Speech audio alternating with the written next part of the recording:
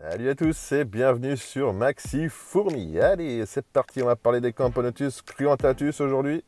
Alors, la dernière vidéo que j'avais fait sur elle, il y avait eu des problèmes, des petits changements, et ben là, du coup, problème réglé.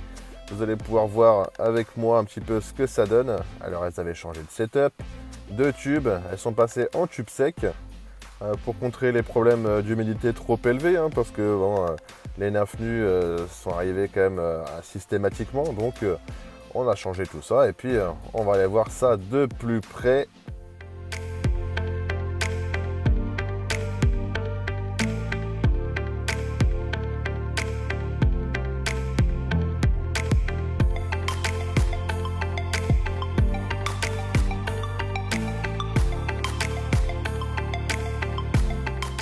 Et donc oui, vous l'aurez remarqué, il y a bien des cocons maintenant. Et oui, un vrai pas de plus parce que là, bon, les nymphes nues, ben, forcément, ça a donné ça n'a pas donné d'ouvrières, tout simplement.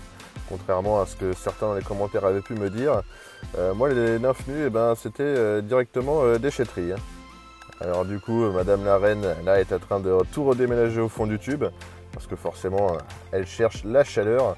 Et le chauffage était juste au-dessus de la moitié du tube en gros, donc elle se mettait tout le temps dans la galerie du milieu. Donc là, elle est en train de tout refoutre au fond. On va lui faire un peu de sport, c'est pas plus mal. Parce que quand on voit la physio-gastrique qui est là, le cul qui va exploser presque. Et oui, on mange très très bien chez Maxi Fourmi. Bon, pas foufou au niveau du menu, parce que bon, ça reste de l'eau et du sucre. Et puis des insectes ou du jambon, du blanc de poulet, ainsi de suite. J'essaye de varier un petit peu, mais au niveau du liquide sucré, c'est tout le temps la même chose. Ah, j'ai même une petite larve accrochée au cocon, tiens, super ça. Ça commence à se redévelopper un petit peu au niveau des œufs. Une belle petite grappe toute jeune, toute fraîche qu'on peut voir ici. Enfin, deux grappes là du coup, vous voyez, mais ouais, ça pond encore, donc c'est cool. Bon, ici, l'ouvrière, vous voyez trimballer le cocon maintenant, quand la reine arrive, c'est elle qui décide quand même.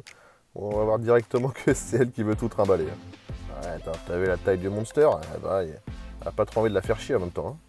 En tout cas, j'espère qu'avec tous ces petits changements apportés, il y aura de la naissance, parce que bon, ça commence à tarder un petit peu.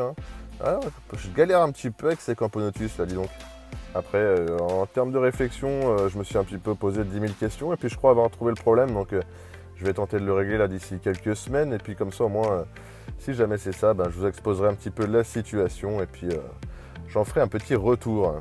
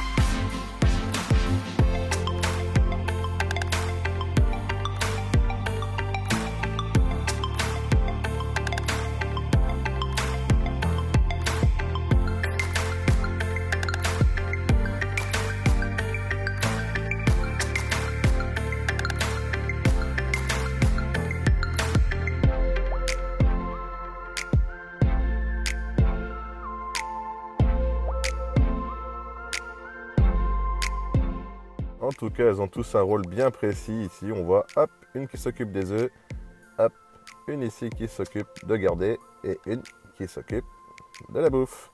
Et oui, tout est bien rangé, tout est bien millimétré, chacun son rôle. Une vraie petite entreprise, ces fourmis.